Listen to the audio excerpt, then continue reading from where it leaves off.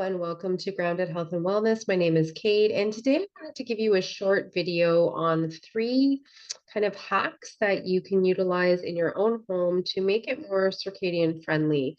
So, if you've been around a while, or maybe you're just new to this channel or my work, I have come into my own place of healing by blending the modalities of yoga, Ayurveda, and circadian biology. And circadian biology really was the last piece for me to kind of close the loop in the healing cycle. So these practices are very near and dear to my heart, and I'm very grateful to my teachers and medical team that also brought me to this knowing, because it's one of those practices, again, that realigns you with nature, and you start to realize how strong your body actually is once you start to get your circadian rhythms online. So I wanted to give these kind of 3 quick tips. These were the first kind of 3 changes we made in our home when I started utilizing these practices, and where we kind of saw the largest effects happening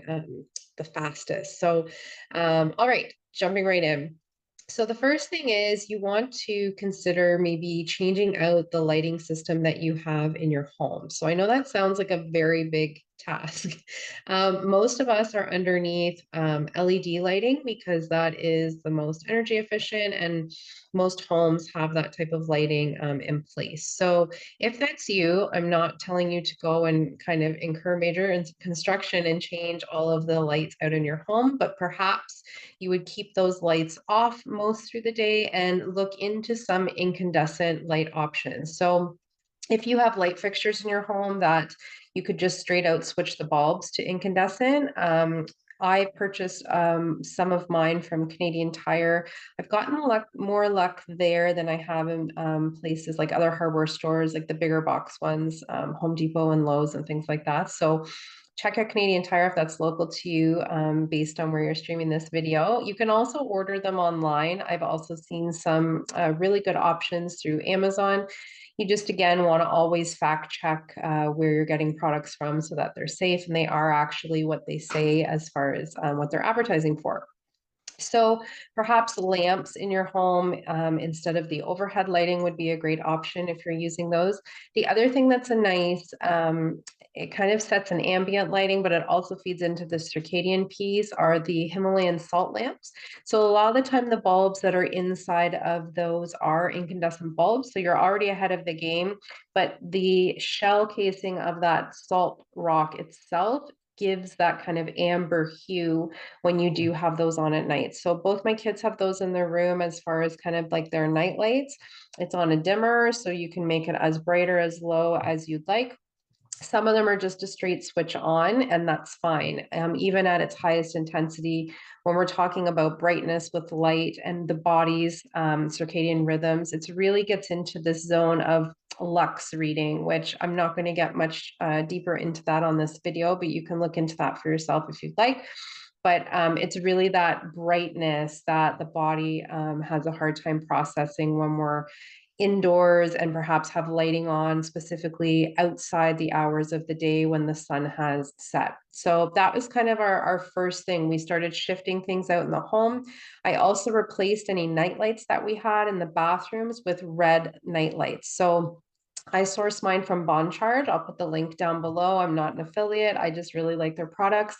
And I would put those night lights kind of through the bathrooms. I also have a couple in our kitchen, and it seems to illuminate the space enough for us to navigate when things are dark. Those ones specifically, you can slide them to be on all the time, or they also have a motion sensor. So they're great options. Also, if you've got little ones or you yourself are getting up in the middle of the night and using the facilities, when you have a red night light, none of that lux or ambience coming from that light is going to disrupt your circadian rhythms in the middle of the night. So it is really a good idea to switch that out if you can. All right, so moving on, this is going to sound like a funny one, but when we're kind of dimming all the lights at night and we're being conscious about kind of keeping the environment dim after the sun goes down, hopefully we're wearing blue blockers. If you don't wear blue blockers or you're looking to learn more, please swing over to the website. I've got a free blue blockers guide there that you can download. I'll put the link down below in the show notes. But one thing that we don't think about that generates a lot of light is the refrigerator. So it was really interesting to me because once I started utilizing these practices of circadian biology, you actually start to notice artificial light. It almost feels like an assault when you are exposed to it and your eyes are not protected, because it just feels so strong and can sometimes create like a headache if you're exposed to it for long periods of time. But the funny thing was with the refrigerator, I never thought about the light in the refrigerator until I opened the fridge in the evening when we were all in this dim setting. The red light bulbs were on in the house. I've got blue blockers on still, and I found, oh my gosh, that light is so bright. So it's a little bit more challenging to change out your light in a refrigerator. So what did we do here at our house? We got some red duct tape and literally just taped it on top of that light in the fridge. So when people come over, we always get interesting questions as far as why is our fridge red? So it opens up this interesting conversation to get into the circadian biology realm, but that's a great hack and it's super easy. So there's that. If there's also any other devices in your home that are illuminating kind of that bright LED light, and it would suit using that duct tape, you can absolutely explore that. I know some people were talking about like their dryers, like the machine and laundry. I wouldn't recommend putting it in there because there's heat source and we don't want to create something that is not part of the manufacturer's instructions or warranties, especially with something like that that's creating heat. So, but the refrigerator is absolutely fine. So I absolutely recommend that. The other thing is during the day, if you are at home or in an office and you have the ability to crack open a window, this does wonders for you, the air in your home, but also the keeping your circadian rhythms online. And light is very intuitive. It kind of bends like all those spectrum rays. We don't need a large amount of window being open in order to gain the benefits of the light coming in. So even in the middle of winter, right now it's the middle of February in Ontario and we're actually under a massive snowstorm, and I still have the windows cracked open just about half an inch, letting all of that fresh light in. So I've noticed that to be a huge difference. I do the exact same thing in my car when I'm driving. So if you have a sunroof, you can play around with opening that or tilting it, or if you don't have a sunroof, you can just crack the windows open just a little bit in your car when you're driving, and that's going to help diffuse the artificial light that's also coming off of the dash of the car, bringing in the natural light and trying to keep your body in rhythm. So I found that that was really helpful.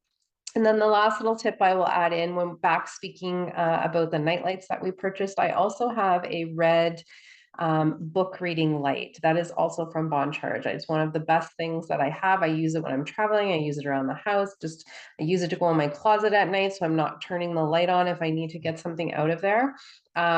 It's a wonderful tool, and it has 3 brightness settings, so you can kind of click it into how bright that you would like to have it, and you can navigate wherever you need to. When you're in hotel rooms, when you're traveling, it's fabulous because there is a lot of lighting that is just set up in the way that construction is nowadays. There's LED everywhere. There are mirrors that light up. Everything lights up. So if we're trying to be mindful of that and protect our circadian rhythms, these little gadgets are really helpful. I will do another video down the line with a little bit more light hacks as far as gadgets and devices, but just these kind of quick tips today, I wanted to slide that one in there because it is kind of a quick and easy and more affordable one. If you're not switching out all of the lighting, you can just kind of walk around your house like with a red torch. So that's a great one.